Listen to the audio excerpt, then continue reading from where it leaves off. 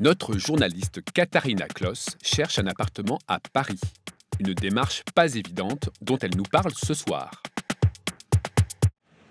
Trouver une location à Paris, quelle histoire.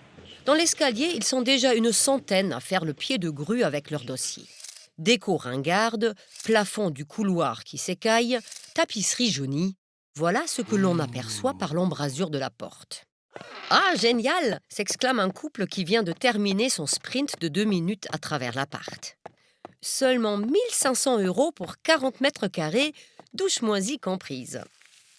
Mon compagnon italien et moi cherchons un appartement depuis plus d'1 an et notre dossier est toujours refusé.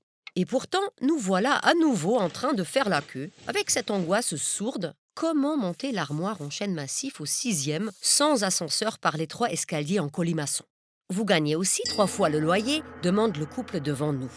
3 fois le loyer? Eh oui, c'est le salaire minimum qu'il faut toucher à Paris pour espérer pouvoir décrocher un jour une location. Cette règle n'a rien d'officiel. Pourtant, elle figure dans la plupart des annonces immobilières.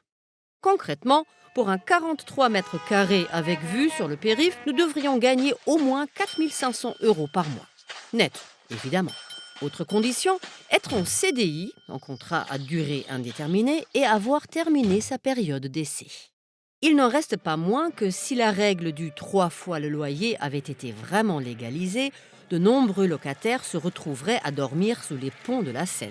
L'Association pour l'accès aux garanties locatives confirme que 60% des Parisiens ne remplissent plus les critères pour accéder à une location dans le logement privé. Devant nous, Antoine et Mina qui rêvent de pouvoir s'installer dans un appartement ensemble. Du coup, Antoine a un peu gonflé sa fiche de paye sur Photoshop. Tous deux ont pourtant un emploi stable. Mina a même un bon poste aux ressources humaines. Mais Antoine voulait augmenter ses chances. Et oui, la falsification de documents est un sport très répandu à Paris. Les fraudeurs risquent en théorie 45 000 € d'amende et 3 ans de prison, mais en fait, personne ne s'est jamais retrouvé derrière les barreaux. La porte s'ouvre à nouveau. Suivant, s'il vous plaît. L'air de rien, la femme devant nous glisse à l'agent immobilier.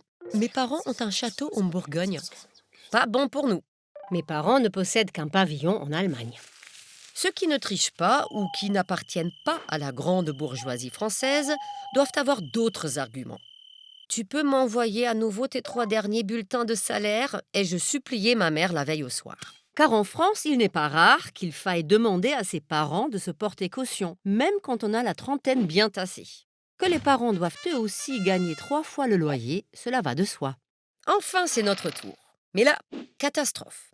Alors que nous remettons tout fiers notre volumineux dossier à l'agent immobilier, celui-ci nous demande « Vous gagnez bien 4 fois le loyer, n'est-ce pas ?»